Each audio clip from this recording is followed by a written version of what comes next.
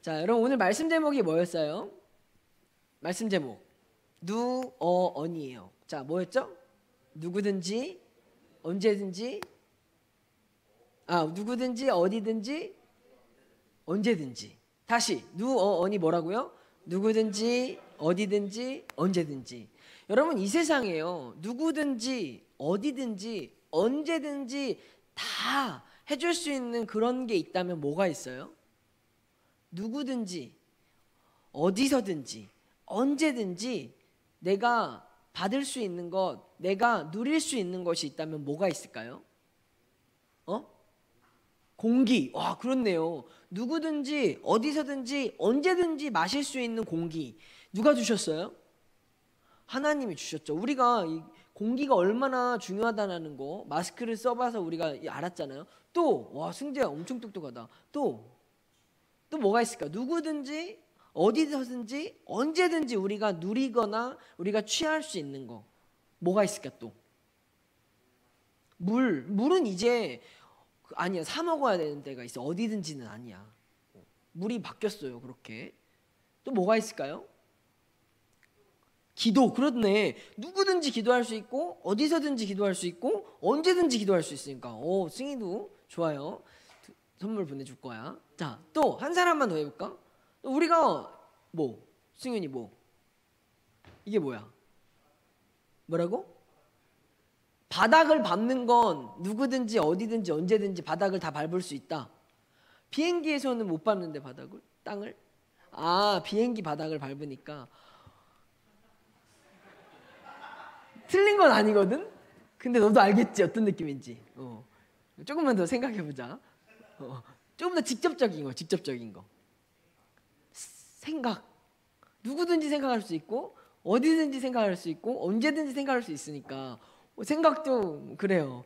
비슷하네. 중2는 딱 내가 원한 건 아니었지만 어쨌든 생각도 맞아. 생각도 맞아요. 근데 보세요. 우리가 이 땅에서 누구든지 어디든지 언제든지 이렇게 누리고 가지고 내가 받을 수 있다라는 게 지금은 굉장히 어려워요. 왜냐하면 다 뭐든지 이 값이 정해져 있고 돈이 필요하거나 어떤 능력이 필요하거나 어떤 조건들이 있기 때문에 이 요즘같이 각박한 세상에서 누구나 어디서든 언제든지 내가 받을 수 있는 걸 찾는 게 쉽지 않아요. 근데 이 모든 것을 포괄하는 분이 있다는 거죠. 아까 우리 승재가 말했던 공기도, 우리 승희가 말했던 기도도, 물론 우리 작은 승재가 말했던 생각도, 또 승윤이가 말했던 땅도, 이 모든 걸 다 우리에게 누구나 어디서든 언제든 누릴 수 있도록 이것을 주신 분이 있잖아요. 주체는 한 분이시죠. 그분이 누구예요? 하나님이시라는 거죠. 여러분, 이 오늘 제목에서 우리에게 하나님은 이런 분이라는 거야. 누구에게나 하나님이 되시고요, 어디서든지 우리 하나님이 계시고요, 언제든지 우리와 함께 하시는 분이 하나님이시라는 거죠. 여러분, 그 하나님을 믿으십니까? 여기 분명히 언제든지라고 써 있어요. 이 언제든지의 언제는요, 시간을 의미하는데 우리가 시험 기간일 때나 혹은 우리가 괴로울 때나 우리가 슬픈 일을 겪을 때도 하나님은 우리와 함께 하시는 분이라는 걸 믿으시길 간절히 축원합니다. 혹은 이 언제든지의 때는 우리가 믿음이 좋을 때도 있고 믿음이 약해졌을 때도 있어요. 내가 하나님 앞에서 거룩할 때도 있고 거룩하지 못할 때도 있다라는 거죠. 그러나 우리 주님의 조건은 언제든지 어디서든지 누구든지 모두를 사랑하신다는 그 사랑은 변함이 없는 줄 믿습니다. 그래서요, 여러분, 우리가 하나님이 우리에게 그렇게 모든 걸 다, 모든 조건을 패하면서까지 다 주시는 데는 하나님의 목적이 있기 때문에 그렇다는 거예요. 여러분, 모든 일에는 목적이 있잖아요. 여러분이 잠을 자는 목적이 뭐예요? 승윤아, 너 잠을 자는 목적이 뭐야? 학교 가려고 자. 자고 나면 학교 가는구나. 학교를 가서 공부를 하려면 잠을 자야지. 또 우리가 밥을 먹는 목적은 뭐예요? 밥을 살기 위해서 우리가 에너지를 얻어야 되니까, 우리의 신체가 힘을 얻어야 되니까 우리가 밥을 먹는 거죠. 마찬가지로 그러면 학교가 존재하는 목적은 뭐예요? 솔직히 학교 나는 가고 싶어서 매일 가는 사람 있어요? 학교 나는 진짜 너무 좋아. 학교 안 가면 안 돼. 막 큰일 나. 오, 보아. 그렇구나. 승재도 그래? 시험 때만 빼놓고 학교는 너무 좋아. 학교가 그러면 왜 있는 거야? 학교 가기 싫어하는 사람들 진짜 많아. 근데 학교가 왜 있을까? 아니, 싫어하는데 왜 우리가 꼭 가야 되고 꼭 거기 붙어 있어야 되고 공부를 꼭 해야 되는 이유가 뭐냐 이거죠. 뭐라고? 빈부격차를 줄이기 위해서. 학교만 나온다고 해서 이게 줄어들진 않는 거, 더 심해져. 학력에 따라 더 심해질 수도 있어. 양극화를 똑같은 말인데 그거? 너 공부 열심히 했구나. 뭐라고? 인정을 받기 위해서 학교가 존재할 수도 있고, 또 물론 승재가 말하는 그 부분도 학교를 공교육으로 우리가 하는 이유가 있어요. 국민의 삶의 질을 높이기 위해서. 너 뭐 사회 시험 보니?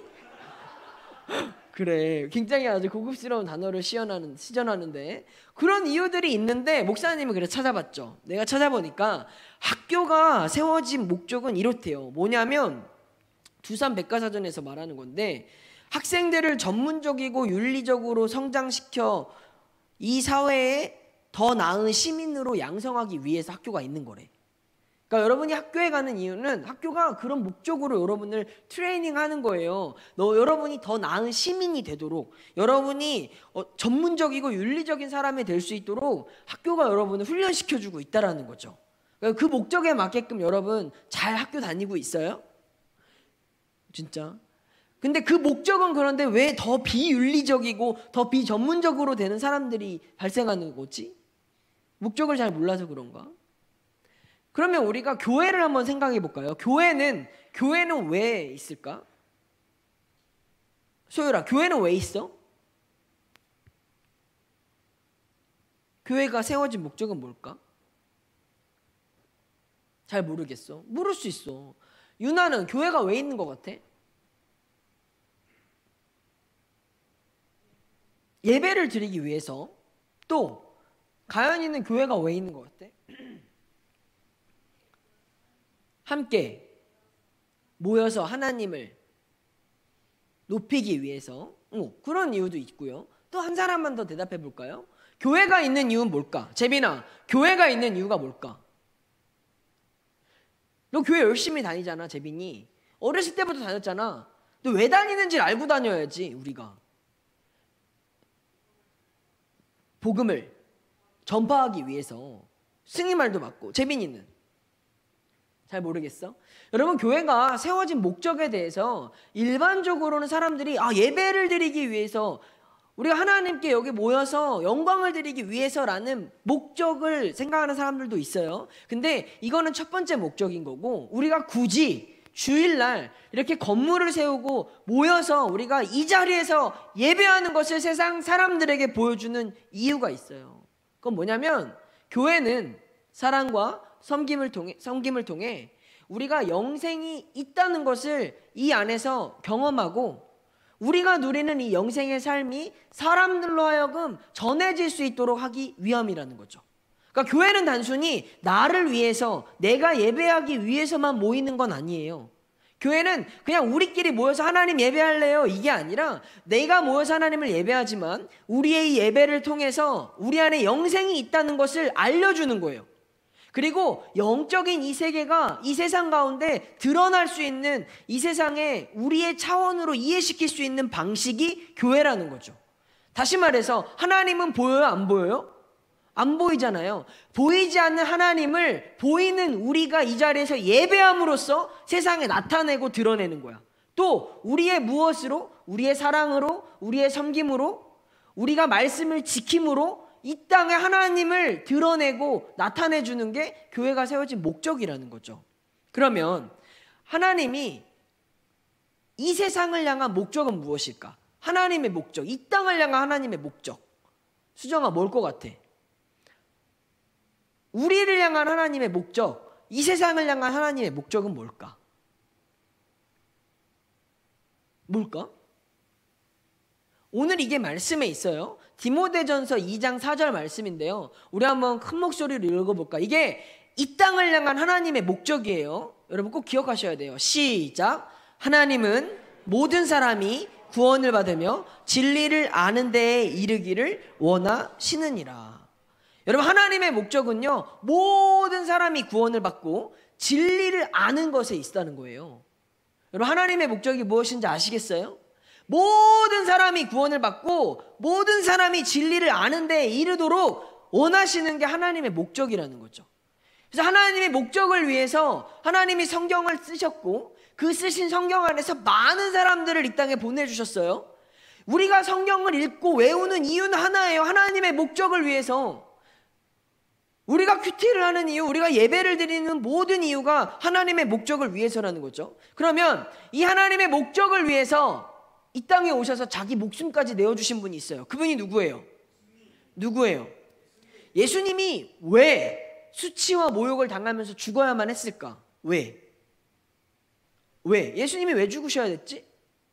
승윤아? 예수님이 죽어야만 했던 이유가 뭐야? 우리의 죄를 사해 주려는 궁극적인 목적이 뭐냐고. 굳이 예수님이 하나님의 목적을 이루려고. 예수님이 굳이 십자가에서 죽으시고 굳이 인간의 몸을 입고 이 땅에 오셔서 그렇게 행하신 이유는 예수님은 하나님의 목적을 이루기 위해서 오셨기 때문이라는 거지. 예수님 안에는 하나님의 목적을 이루어야 된다라는 분명한 목표와 목적 의식이 있었기 때문이라는 거죠. 그럼 여러분에게 질문하는 거예요. 여러분 이 세상 왜 사십니까? 여러분 공부 왜 하세요? 여러분 학교 왜 다녀요? 왜 힘든데, 왜 어려운데 이렇게 주일날 와서 예배 드리는 거죠? 우리의 모든 목적은 하나여야 돼요. 하나님의 목적을 위해서 우리가 학교에 가는 것이고, 하나님의 목적을 위해서 우리가 살아가는 것이고, 하나님의 목적을 위해서 우리가 예배를 하는 것이어야 한다는 거죠.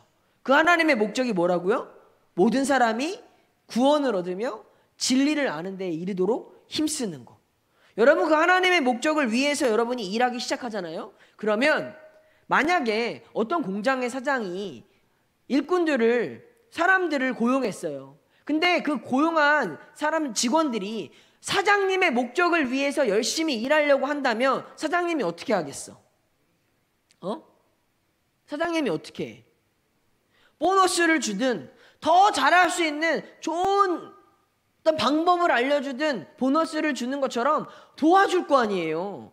그 고용주의 목적을 위해서 일하니까. 마찬가지로 여러분, 우리가 하나님의 목적을 위해서 살아간다는 건 하나님이 나를 도와주시도록 우리가 하나님이 나의 삶에 개입하도록 만드는 방법이에요. 내가 하나님 이번 시험을 보는 목적이 하나님이 원하시는 그 일들을 위해서 모든 사람이 구원을 얻고 진리를 아는 데에 이르도록 하기 위해서 하나님 내가 시험 보게 해주세요. 내가 학교 다니게 해주세요. 내 인생이 사용받게 해주세요 라고 여러분이 하나님의 목적을 위해서 일하여진다면 하나님이 여러분을 도와주실 거라는 거죠. 주실 거라는 거죠. 여러분이 뭔가 안 될 때, 뭔가 막힐 때 하나님의 목적을 놓고 기도하시라는 거예요. 그럼 하나님이 도와줄 거예요. 왜? 그 목적이 하나님의 뜻이니까. 그게 이루어지길 제일 바라시는 분이 하나님이니까 여러분이 하나님의 목적을 위해서 일할 수 있길 간절히 축원합니다. 그런데 유대인들도, 오늘 성경에 나오는 유대인들도 그 하나님의 목적이 무엇인지 알았어요. 그래서 그 목적을 이루기 위해서 유대인들은 무엇을 해야만 했냐면 율법을 완전히 지키는 것만이 하나님의 목적을 이루는 거라고 생각을 했다는 거죠. 근데 이것을 사도 바울은 그것이 율법에서 구원에 이르는 것과 믿음으로 구원에 이르는 것은 다르다, 이런 이야기를 오늘 로마서에서 하고 있는 거야. 그러면 자, 쉽게 생각해 볼게요. 여러분 100m 달리기가 있습니다. 목사님이 여기서 준비 시작하고서 100m 달리기를 계주를 시킬 거야. 그러면 우리가 1등하는 게 중요해요? 완주하는 게 중요해요? 거짓말 다 1등하고 싶어 하잖아. 자, 1등하는 게 중요해요? 완주하는 게 중요해요? 유대인들은요 1등이 중요한 줄로 알았어요. 유대인들은 무조건 1등을 해야만 하는 거라고 생각을 한 거야. 그래서 자기들이 정한 방식, 자기들이 생각한 이런 식으로만 해서 1등을 해야만 한다 라고 얘기한다면 오늘 사도 바울을 통해서 하나님이 말씀해 주시는 건 1등이 중요한 게 아니라 한 사람도 낙오자 되지 않고 끝까지 이 경주에 완주할 수 있도록 하는 게 중요하다. 오늘 하나님이 이 말씀을 하고 있다라는 거죠. 여러분, 유대인들이 왜 오늘 이 이방인들이 구원을 받는 문제를 싫어하냐면 이방인들은 구원받으면 안 되는 사람들인 거예요. 왜? 그 사람들은 피가 섞인 사람들이고 이 우상을 섬겼던 사람들이고 그 사람들은 거룩하지 못한 사람들이고 그 사람은 더러운 사람들이었다니까. 용납할 수 없는 그 사람들이 똑같이 구원을 받는 문제가 유대인들 입장에서 말도 안 되는 거죠. 여러분, 만약에 이번 기말고사에 맨날 수업 시간에 잠만 자던 애가 1등하면 그게 이해가 돼요? 용납할 수 없잖아. 공부 엄청 안 하는 애가 나보다 성적이 잘 나왔어. 그러면 용납할 수 있어, 없어? 없지. 야, 선생님이 아까 소율이 내가 뭐 시험에 얘기를 했었는데, 야, 선생님이 이거 15번 문제를 잘못 냈다. 그냥 다 맞은 걸로 할게. 이래버리면 틀린 사람도 맞다고 해주면 기분이 어떨 것 같아? 맞았던 내 입장에선 기분이 좋아요? 야, 우리 선생님은 천사다 진짜. 어쩜 그렇게 좋으시지? 이럴 수 있어? 내 등수가 떨어지고 내 평균이 바뀌어지는 문제가 된다면 그것을 용납할 수 있는 사람은 아무도 없겠죠. 오늘 유대인들이 가지고 있는 문제가 그런 거라는 거야. 여러분, 교회에 무서운 사람들이 있대요. 어떤 사람들이 무서워? 교회에서 무서운 사람들이 누굴까? 남승윤, 네가 무서웠으면 그렇게 안 괴롭히겠지. 안 놀리겠지. 자, 교회에서 무서운 사람들 누구야? 나? 나 그래. 교회에 무서운 사람들. 수정이가 생각할 때 교회에서 무서운 사람들은 누구예요? 우리 교회는 없어? 무서운 사람이? 그렇군. 우리 큰승재는 교회에 무서운 사람들 누구야? 딱히? 여러분, 교회에서 무서운 사람들을 기록한 어떤 신문에 나온 기사를 목사님이 봤는데요. 그 기사에서는 교회에서 무서운 사람들이 이런 사람들이에요. 자기가 해당되나 안 되나 잘 봐. 교회에서 무서운 사람들. 첫 번째, 새벽 기도에 오래도록 한 번도 빠지지 않고 참석한 집사님. 새벽 기도를 안 빠지는 집사님. 왜 무섭냐면 그분의 머릿속에는 새벽 기도에 빠진 목회자와 장로님들의 이름과 횟수가 정확하게 기록되어 있기 때문에. 와, 진짜 무섭죠. 두 번째, 11조를 정확하게 꼬박꼬박 하는 성도님. 왜냐? 그분의 머릿속에는 11조를 빼먹거나 제대로 하지 않는 사람들의 이름이 기억되어져 있기 때문에. 그리고 세 번째로 무서운 사람들, 40일 금식 기도를 다녀온 권사님. 왜 무서울까? 40일 금식 기도를 마치신 권사님이 왜 무서워? 왜? 그분의 시선에는 너는 왜 금식 기도를 안 하니? 네 문제는 금식을 해야 해결되는데 라고 하는 무언의 질타가 있기 때문에 무섭대요 라는 거죠. 여러분, 이 사람들의 공통적인 특징이 뭐예요? 뭔가 꾸준히 하는 사람, 뭔가 열심히 하시는 분들, 분명히 그분들의 마음속에 갖고 있는 생각을 알지 못했을 때는 이분들은 매우 훌륭한 분들이었어요. 새벽 기도를 안 빠지고 11조를 열심히 내고 40일 금식 기도하는 너무나 존경받을 만한 훌륭한 분이었죠. 근데 이분들이 무서워지기 시작하는 건 그 자기가 행한 열심의 기준이 내가 아니라 다른 사람에게로 비춰질 때 그때부터 무서워지는 거예요. 나는 이렇게 하는데 너 왜 저렇게 해? 야, 이렇게 해야지 왜 저렇게 해? 왜 졸아? 왜? 어떻게 졸 수가 있어? 눈을 크게 떠야지. 아멘은 왜 안 하는 거야? 입이 있는데 왜 안 하지? 저걸 입이라고 달고 다니는 거야.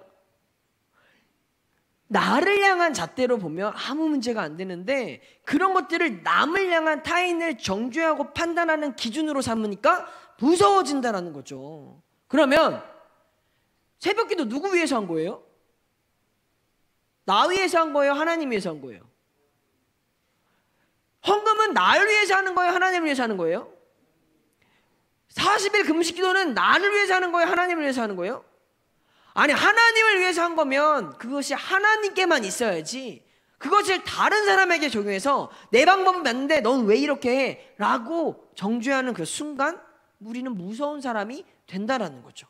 오늘 이 무서운 사람들이 바로 성경에서 나오는 유대인들이었다라는 거예요.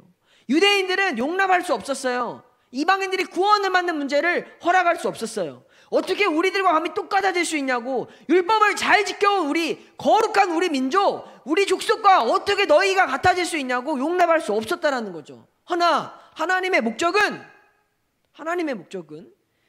유대인이나 이방인이나 예루살렘이나 사마리아나 땅끝까지 모든 사람이 구원을 이루는 것에 있기 때문에 유대인들이 자기들이 옳고 그름을 판단할 수 없다라는 거죠.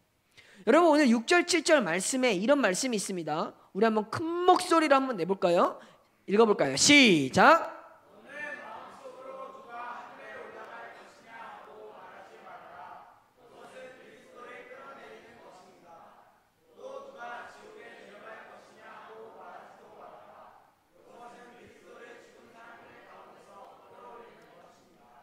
아멘. 오늘 사도 바울이 그러니까 유대인들에게 너무 답답해서 이런 말을 하는 거야. 여러분, 믿음으로 구원을 받는다는 건 당신이 하늘로 올라가라는 뜻도 아니고 당신이 지옥에 내려가라는 뜻도 아니에요. 이 말을 하는 거죠. 유대인들은 율법을 잘 지켜서 내가 하늘에 이르러야 하나님이 나를 구원해 주실 수 있겠구나. 유대인들은 만약에 하나님이 지옥에 계시다면 내가 지옥으로 내려가는 최선을 다해야만 구원을 받을 수 있는 거야 라고 생각했어요. 내가 열심히 해야, 내가 완전해야, 내가 완벽해야 구원을 받는 거라고. 그러니까 사도 바울이 말하는 거야. 누가 하늘로 올라가라고 했어요? 누가 지옥으로 내려가라고 했어요? 하늘에서 내려오시고 땅에서 올라가신 분이 계시잖아요. 누구예요? 예수님이 다 하신 일을 왜 우리가 해야 되냐고. 왜 우리가 그걸 못하면 구원을 못 받는 거라고 생각하냐고. 오늘 사도 바울이 이렇게 이야기하는 거죠. 사랑하는 우리 청소년 여러분, 아니 예수님이 다 하셨다니까요. 예수님이 하늘에서 오셨고 지옥에서 올라가셨어요. 예수님이 다 행하신 그 일을 나도 예수님처럼 하늘로 올라가야 돼, 지옥으로 내려가야 돼 라고 생각하면서 흉내내려고 한다면 어설픈 구원을 따라하고 있는 거라는 거죠. 거기에 구원이 없어요. 구원은 내가 예수님처럼 하늘에서 내려오고 지옥에서 올라가는 것으로 완성되는 게 아니라 예수님이 다 이루신 그 일을 믿음으로 구원을 받는다라는 거죠. 굉장히 간단해요. 예수님이 다 하셨다니까요. 우리의 모든 죄를 위해서 다 하셨어요. 내가 지은 죄, 지금 짓고 있는 죄, 앞으로 지을 죄까지 예수님이 다 해결하셨어요. 뭐 때문에 슬퍼하고 뭐 때문에 힘들어합니까? 예수님이 다 하셨다니까. 그럼 오늘 우리가 해야 될 일은 딱 하나밖에 없다라는 거예요. 우리가 할 게 하나야. 너무 쉬워서 문제야. 나는 그렇게 생각해요. 목사님은 기독교 신앙이 왜 무너지기 시작하냐? 너무 쉬워서. 예수님이 마련해 주신 방법이 너무 편하고 너무 간단하고 너무 쉬워져서 이것이 사람들이 마치 공기처럼, 마치 우리 교회에 아이스크림 부스가 생기니까 돈 주고 아이스크림 사 먹는 게 아까워진 것처럼, 공짜가 되니까 누구나 할 수 있으니까, 어디서든지 할 수 있으니까, 언제든지 할 수 있으니까 가치가 떨어진 것처럼 우리에게 오늘 믿음이 약해지는 건 하나님이 너무 다 해결해 주셔서라는 거죠.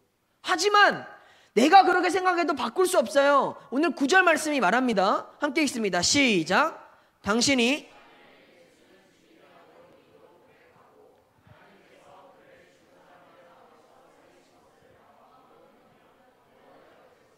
오늘 하나님이 정하신 방법은 우리가 입으로 주님을, 예수를 주님이라고 고백하는 거래요.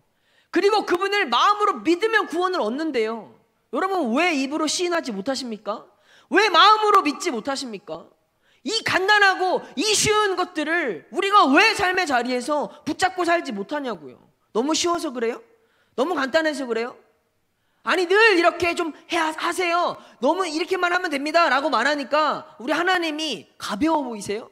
아니면 우스운 겁니까? 여러분, 하나님이 우리에게 이 구원의 방법을 믿음으로 갈 수 있도록 만들어 주신 건 나같이 교만한 사람들, 나같이 잘난 사람들한테 그래 제발 요것만 해, 너무 쉬우니까, 이게 아니라 이 땅에 구원받지 못할 사람들이 없게 하기 위해서예요. 입으로 주님을 주님이라고 고백하는 게 어려운 사람들을 위해서, 마음으로 주님을 믿는 게 너무나 힘겨운 사람들을 위해서 누구나 구원을 받기 위해서 이렇게 만들어주신 것이지 교만한 우리들이 너무 쉽고 편하게 예수님 믿으라고 만든 방법이 아니라고요. 여러분, 하나님을 같이 절하하면 안 되는 거예요. 하나님이 우리를 구원하시는 그 방법이 우리의 입으로 시인하고 마음으로 믿어 구원에 이르는 것이 너무나 간단하고 편한 게, 내 하나님이 편한 분이고 내 하나님이 쉬운 분이 아니라 이 세상 모든 사람들을 구원하고자 하는 하나님의 목적이 있기 때문이라는 거죠. 사랑하는 여러분, 구원은 하나님이 정하신 방법대로 하는 거예요. 그러니까 우리가 어떤 삶을 살았든, 내가 어떤 사람이든, 내가 어디에 있었든 문제가 되지 않아요. 오늘 주님이 말씀하시잖아요. 너희들이 입으로 예수를 주님이라고 시인해라, 고백해라. 그리고 우리가 그 주님이 내 마음에 나를 구원해 주시는 구원자라고 믿어라. 여러분, 그 입술의 고백과 마음의 고백, 그 믿음이 있으면 우리 다 구원을 받을 수 있습니다. 구원을 받을 수 있습니다. 제발 다른 조건들을 여기다가 끼워 넣지 마세요. 하나님이 여러분들을 구원하는 데 있어서는 여러분의 입술의 시인과 우리의 마음의 믿음만 있으면 우리를 구원해 주신다고 약속했어요. 근데 자꾸만 이것들에 대해서 또 다른 우리의 생각과 기준을 일삼는 사람들을 향해서 마틴 로이드 존스 목사님은 이런 말을 해주셨어요. 한번 읽어볼까? 시작. 사람이 구원을 받는 것은 하나님의 절대 주권에서 비롯된 선택을 통해서다. 성경이 구원받는 것에 대해서 택하심으로만 설명하지만 구원받지 못하는 것은 택함받지 못함으로 설명되지 않는다. 인간을 구원하는 것은 하나님의 사역으로만 설명이 가능하다. 그러나 구원받지 못한 사람이 있는 것은 선택받지 못한 사람이 아니라 그 자신이 복음을 거부했기 때문이다. 여러분, 구원받는 조건은 말씀하셨지만 구원받지 못하는 조건을 말하지 않았다라고. 이것이 무슨 뜻인지 알겠어요? 이 세상에 구원받지 못할 사람은 없어요. 근데 우리 안에 은혜를 못 받는 사람, 우리 안에 구원을 못 받는 사람은 하나님이 뭘 못해서 우리를 구원 안 하시는 게 아니라 내가 복음을 거부하니까 구원을 못 받는 거라고. 내 마음에 하나님이 안 계신 거, 내 마음에 예수님이 안 계신 건 하나님이 나를 싫어해서 내가 이런 조건이 안 돼서 나를 거절하신 게 아니라 내 마음이 복음을 거절했기 때문에, 내 마음이 그 하나님을 시인하지 못했기 때문에, 내가 하나님을 믿지 못했기 때문이라는 거지 하나님에게 문제가 있는 게 아니라는 거죠. 여러분, 우리의 신앙의 상태는 하나님 때문이 아니에요. 누구 때문이 아니에요. 우리의 마음의 믿음은, 우리의 생각은, 내 삶은 하나님이 뭘 안 도와줘서가 아니라, 하나님이 역사해 주시지 않아서가 아니라 내가 그 하나님을 온전히 믿지 못하기 때문인 거 아닌가 생각해 보자는 거죠. 모든 걸 다 주신 주님이, 모든 걸 쉽게 우리에게 허락해 주신 주님이 오늘 각자마다 다른 삶을 살게 하고 다르게 느끼게 하고 힘듦과 어려움과 시험을 허락하신 이유는 하나님께 이유가 있는 게 아니라 그것을 받아들이고 그것을 믿는 나에게 있다라는 거. 하지만 중요한 건 오늘 주님은 다시 우리를 초청하신다라는 거예요. 13절 말씀 우리 함께 읽습니다. 시작. 누구든지, 다시 시작. 누구든지, 여러분, 누구든지 어디든지 언제든지 주님의 이름을 부르기만 하면 우리는 구원을 받을 수 있습니다.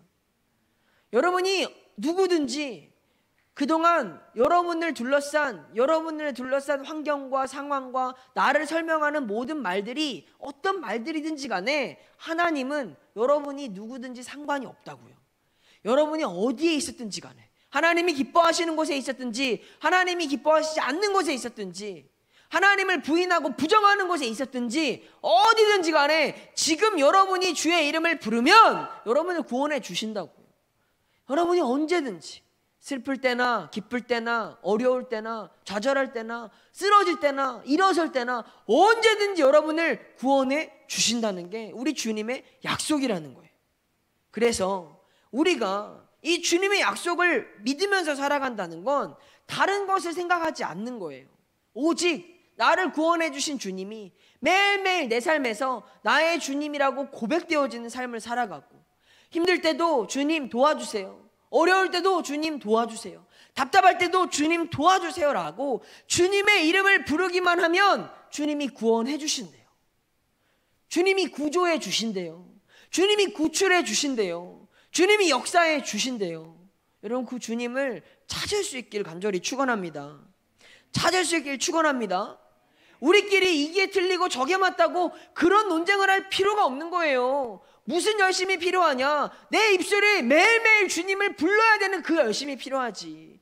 내 마음이 매 순간 주님을 믿을 수 있는 그 믿음의 열심이 필요하지. 다른 열심은 필요 없다고. 하늘로 올라가라고도 하지 않았고 지옥으로 내려가라고도 하지 않았고 우리에 대해 어떠한 것들을 요구하지 않으셨다고요. 그냥 나의 열심은 오직 하나님 한 분만을 바라보고 그 하나님을 사랑하기 위해서 매일매일 주님의 이름 부르고 순간순간마다 믿음으로 하나님을 붙잡고 살아가는 그 노력이 나에게만 필요하다고요. 이 노력을, 이 열심을 내가 아니라 다른 사람에게로 향해서 너는 왜 이거 안 해? 너는 왜 이렇게 못해? 너는 왜 그 정도밖에 안 되라고 우리들이 서로를 정죄하는 건 하나님이 원하시는 모습이 아니라는 거예요. 여러분, 교회는요 무서운 사람들을 길러내는 곳이 아니에요. 제자 훈련을 하고 신앙생활을 하고 경건생활을 하는 건 우리마다 무서운 사람이 돼서 흠없는 사람, 틀린 게 없는 사람, 그런 유대인과 바리새인들을 길러내는 게 아니라고요. 우리가 율법을 지켜야 되는 이유는 내가 하나님과 더 가까워지기 위해서지, 내가 하나님과 더 친밀해지기 위해서지, 내가 완벽한 사람이 돼서 나를 흠잡을 거 없는 그런 사람으로, 사람들이 우월해하고 사람들이 우쭐대는 나를 우러러보는 그런 사람 되라고 우리가 훈련받는 게 아니라고요. 나의 훈련의 열심은 내가 하나님을 사랑하는 거, 내가 하나님과 친밀해지는 거지. 그 목적 외에는 다른 어떤 것도 우리의 열심에 들어와서는 안 된다라는 거죠. 여러분, 하나님과 친하십니까? 친해요? 매일 찾으세요? 매일 부르세요? 대답 안 해도 괜찮아요. 내가 열심히 해야 될 일이 뭔지 잘 생각해 보세요. 시험이 앞두고 있습니다. 그러면 공부 뭐 다 중요해요. 근데 제일 쉬운 것부터 못하면서 무슨 좋은 성적을 기대합니까? 매일 내가 주님을 찾고 그를 시인하고 고백하고 믿음으로 기도하는 것도 못하면서 우리가 뭔 역사를 바랍니까? 학원에서? 과외 선생님이? 쪽집게가? 여러분, 그런 것들이 우리의 역사에 일어나지 않아요. 우리의 역사는 내가 매일 주님의 이름을 부르고 그분을 마음으로 믿어 믿음으로 살아가는 이 열심에서 하나님의 역사는 일어난다니까요. 교회에 어떤 마음으로 오셨습니까? 재미를 위해서, 즐거움을 위해서, 유익을 위해서 오셨습니까? 이 교회에 오셨다라는 건 여러분의 인생을 주님께 맡기겠다라는 내 몸의 고백이고 결단이잖아요. 그 결단을 하고 시간을 내서 이 자리에 왔다면 우리의 입술로 주의 이름을 부르시면 되는 거예요. 주님을 찬양하면 되는 거예요. 그분께 맡기면 되는 거고 그분을 믿으면 되는 거예요. 우리가 할 수 있는 거 아무것도 없잖아요. 오늘 찬양팀 나눌 때도 목사님이 말했지만 교육 정책이 갑자기 바뀌었어요. 수능이 바뀌어버렸어. 하루아침에 갑자기 지금 수험생들, 재수생들, 학원가가 난리가 났어요. 입시 정책이 또 바뀔 거예요. 그렇게 하루아침에 달라지는 이 세상의 일들 때문에, 이 세상에 주관하는 그 사람들 때문에 우리의 인생이 실패한답니까? 그 사람들이 우리의 인생을 결정짓는답니까? 아니에요. 우리의 인생을 결정짓는 분은 하나님이시잖아요. 믿어요? 믿으세요?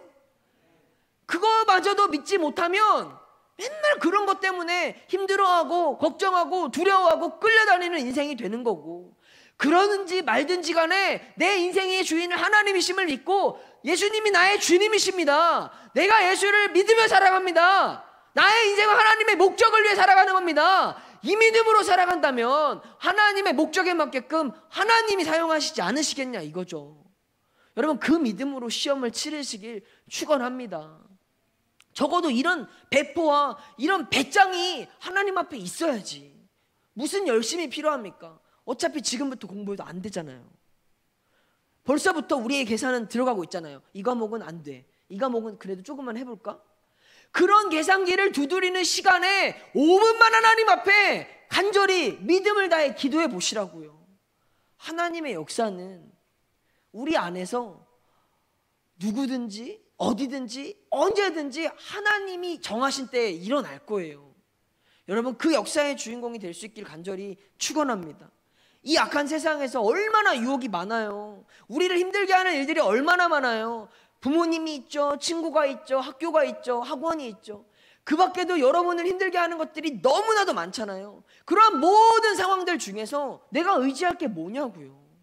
내가 할 수 있는 게 뭐냐고요. 짜증만 내고 불평만 하고 그냥 무기력하게 있으면 해결됩니까? 그것도 해결될 수 없잖아요. 그럼 뭐 해야 되냐? 누구든지 주의 이름을 부르는 자는 구원을 얻으리로다. 그의 이름을 부르는 자들은 하나님이 승리하게 해주신대요. 믿으세요? 믿어야지. 아무런 대안이 없잖아. 근데 오늘 그래서 목사님이 일주일 말씀으로 정한 건 13절이 아니라 11절이에요. 11절 말씀 따로 안 되어 있는데 그 성경 말씀 읽은 걸 보여주실 수 있나요? 11절. 이게 일주일 말씀이에요. 자, 저는 이 말씀을 믿어요. 우리 한번 크게 읽어볼까? 시작. 11절 시작.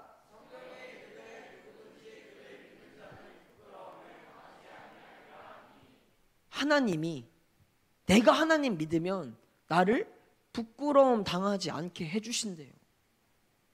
여러분 우리 하나님이 이런 분이라니까.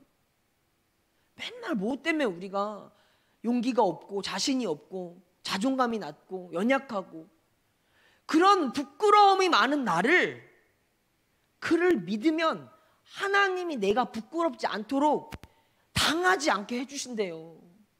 내 힘으로 나 부끄럽지 않게 살려고 열심히 사는 사람들 많아요.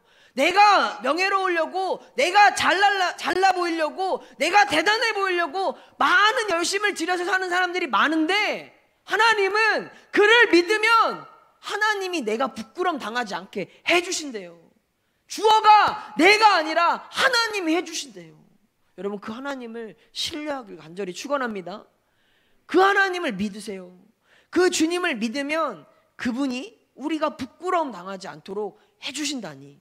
여러분 이 말씀을 우리가 일주일 동안 기억하면서 하나님을 믿을 때 여러분 한 사람 한 사람이 부끄러움 당하지 않는 사람이 될 줄 믿습니다. 믿습니다. 우리 함께 찬양하고 기도하겠습니다. 여러분 믿는다는 걸 한번 보여주세요. 믿음은 보이지 않는 것들의 증거라고 했는데 보이지 않는 걸 보이는 것으로서 내가 하나님 앞에 나타낼 때 여러분의 믿음이 역사가 되어지는 거거든요. 지금 여러분의 믿음을 보여주세요. 하나님 지금 나의 믿음은 이런 것입니다. 그것이 우리의 입술로, 우리의 찬양으로, 우리의 무릎으로, 우리의 결단으로 하나님 앞에 여러분의 믿음을 드러내길 바랍니다. 우리 그 마음으로 고백합니다.